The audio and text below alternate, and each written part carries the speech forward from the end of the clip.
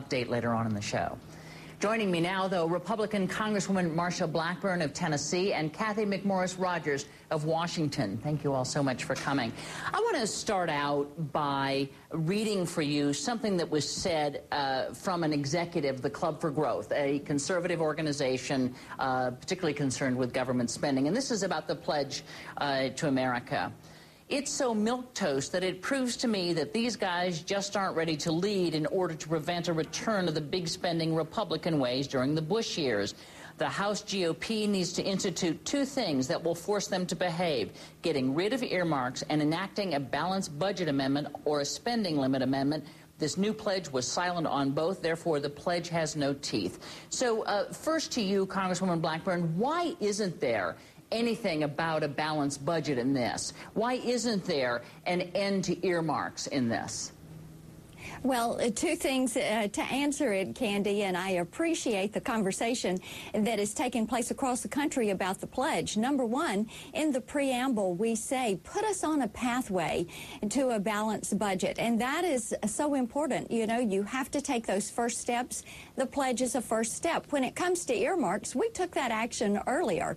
We made certain earlier in the year that we put in place that one-year moratorium on earmarks. I'm one of those that has taken that pledge, but more importantly, I think what you're going to see, and as we talk about the federal spending in our pledge, most of those candidates and most of those members of Congress who have been big earmarkers are finding out from the electorate those days are over. Earmarks are going to be a thing of the past. Congresswoman Rogers, let me ask you, point for me in this document someplace where it says, we Republicans get why you threw us out in 2006 and 2008, and here's why we're different now. Where is that provision? Well, I just think the fact that we have this pledge, it is positive, it's constructive, and the Republicans did lose their way. They were spending too much, and we're recognizing that. And in this pledge, we say that this is a path to get us to a balanced budget, a path to actually address some of the deficit.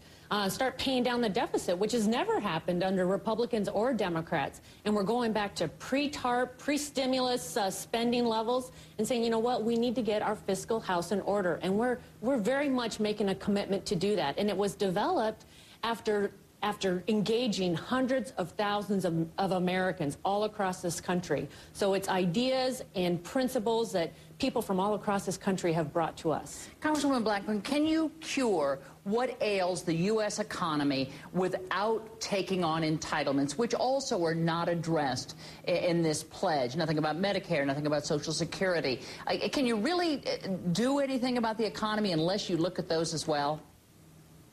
And Candy, one of the things we have to realize is the document that is in front of us, the pledge, is for the here and now. These are things that could have they could be done right now before the November elections, and they should be done to give some certainty. And yes, what we do is roll the spending back, cap it, freeze the federal hiring, and then start working our way through. You know, what the American people have told us as we have listened to them, spent months listening to them, and developed this document is, look, show us what is going to be the pathway to a balanced budget.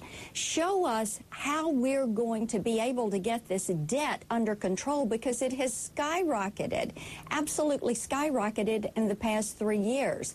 And then let's sit down and have a discussion, an adult discussion between the taxpayers, between our elected representatives, of how we address entitlements and how we make certain that the commitments that are there on Medicare and on Social Security are going to be kept. We have to remember that money, the Medicare money, the Social Security money, people have had that coming out of their paycheck all their working lives. It is their money.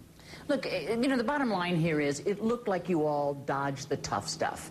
You know, nothing about entitlements, nothing about a balanced budget. If you want a balanced budget, why not a constitutional amendment for a balanced budget? Looks like you sidestepped the tough stuff. Absolutely not. This is a document, a governing document for today. These are plans that these are our positive, constructive solutions for the issues of the day that we'd like to see brought forward in Congress, whether it's related to economic recovery, creating jobs, getting our fiscal house in order, changing the way government does business.